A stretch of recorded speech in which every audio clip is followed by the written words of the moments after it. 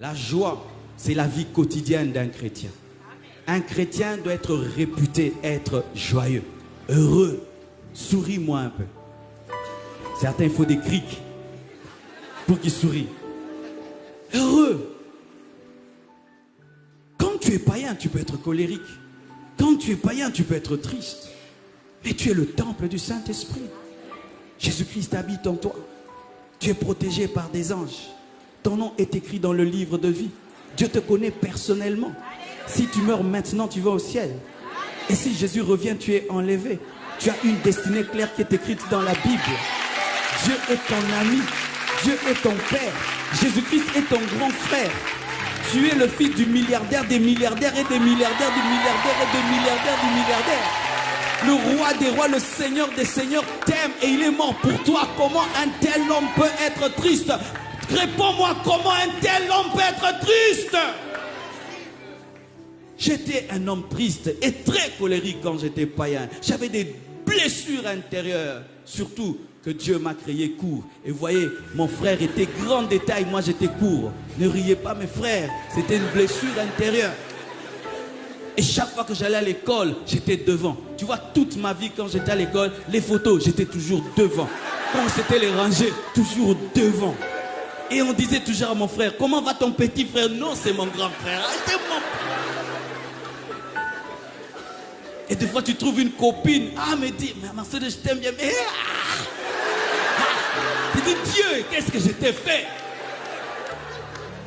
Et je ne m'aimais pas beaucoup. Mais quand Jésus est venu dans ma vie, j'ai découvert que j'étais grand, que j'avais une destinée et que ma taille, ce n'est rien du tout. Et quand j'ai voulu me marier, j'ai épousé une femme grande de taille. Pourquoi? Pour dire, je suis grand. Alléluia. Et mon fils, vous savez, mon fils, il a 11 ans, il m'arrive déjà là. Ah. Et il aime bien venir dire, eh papa, eh papa, eh papa, eh papa. Et puis je dis, ben moi bientôt je serai le plus court de cette maison. Et ça te fait rien. Oh, mais ce géant là c'est mon fils, cette grande femme là c'est ma fille.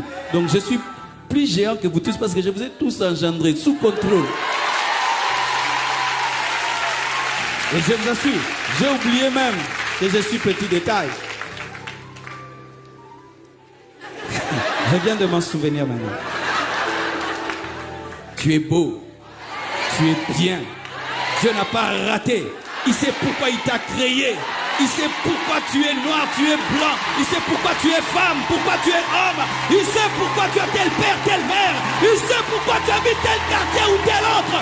Il sait pourquoi Dieu a un plan merveilleux. Sois heureux, sois heureuse, sois heureux, sois heureuse, sois heureux. Alléluia. La joie.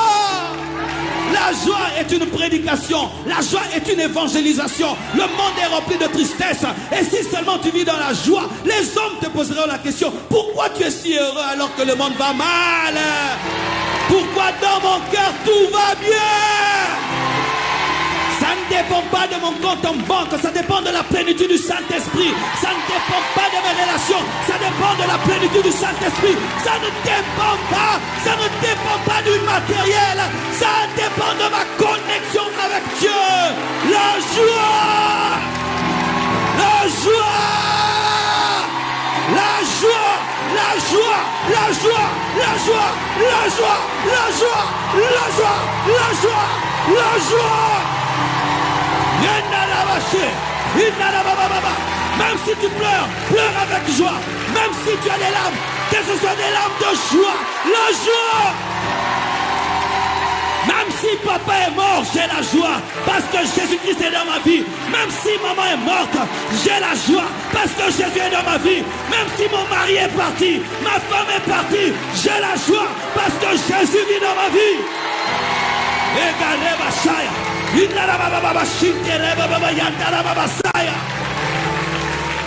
Et tu n'auras jamais de dépression. Jamais, jamais de dépression. Jamais de dépression. Jamais de dépression. Jamais. Avant de donner ma vie à Jésus-Christ, j'étais un insomniaque. un insomniaque. Je me réveillais et je regardais comment tout le monde dormait. Et je disais, qu'est-ce qu'ils font pour dormir? Mais quand Christ est venu dans ma vie, il m'a donné la paix. Il m'a donné la joie. Et je peux même oublier ce qui se passe autour de moi. La joie du Saint-Esprit est ta force. Ne perds jamais ton sourire. Ne perds jamais ces yeux-là qui brillent de joie. Ne perds jamais ça. J'ai connu des moments difficiles dans ma vie. Manquant de maison. Où m'habiller. Où me changer. Où mettre mes biens. Et je me regardais dans un miroir. Et je me disais à moi-même, ça va passer. Ce ne sont que des temps, d'épreuves, ça va passer. Garde ta joie. Et j'allais à l'église, je prêchais de tout mon cœur. Ils pouvaient croire que j'avais tout, alors que je n'avais rien. Et un jour, ce qui était dedans a transformé ce qui était à l'extérieur. Car il y a un temps où tu t'appelles Abraham et tu n'as pas d'enfant, jusqu'à ce que ton nom puisse influencer ton atmosphère. Garde la joie même s'il y a des contradictions autour de toi. Garde la joie même si tout se passe à l'envers. Garde la joie même si tu vis des choses qui contredisent ta foi. La joie. Pourquoi tu souris? Dieu vit dans mon cœur. Pourquoi tu souris? Je suis le temple de Dieu. Pourquoi tu souris?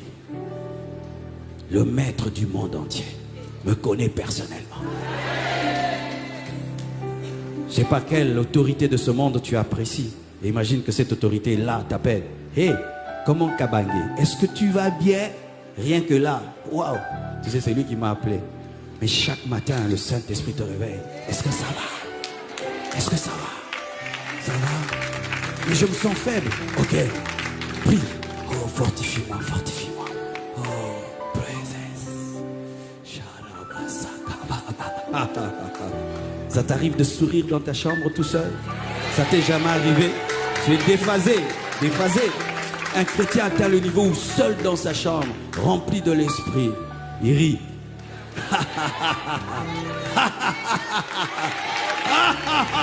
Oui, mon frère, la joie.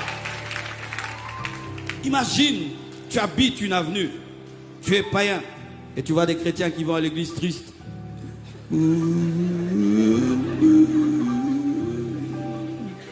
Tu vas leur dire, c'est où votre église? Mais tu habites l'avenue, tu vois des frères. Je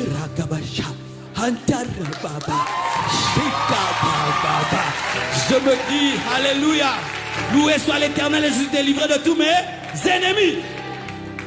La joie du Seigneur est ma force. Il va te dire, frère, pourquoi es-tu si heureux? Mais tu marches à pied, tu n'as rien. Non, ma joie ne vient pas de cela. De quoi? Assis-toi, je vais t'expliquer. Tu sais, il y a un homme qui s'appelle Jésus. Il est venu sur la terre, il est mort à la croix. Il a versé son sang. Et après 3 jours, il est ressuscité d'entre les morts. Et alors que les disciples étaient dans la chambre haute, il a envoyé le Saint-Esprit qui les a remplis. Ce qui est arrivé dans Acte 2 m'est arrivé aussi. J'ai le Saint-Esprit en moi. Toi, tu as le Saint-Esprit. Comment on reçoit le Saint-Esprit? Agenouille-toi, dis Seigneur Jésus, je t'invite, entre dans ma vie et tu fais un disciple. Lorsque vous êtes rempli de tristesse, vous empêchez au monde de venir à Christ. Vous empêchez au monde de venir à Christ.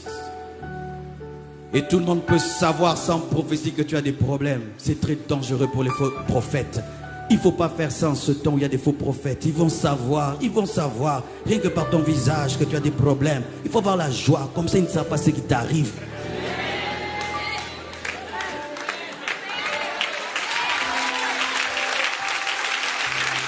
La joie.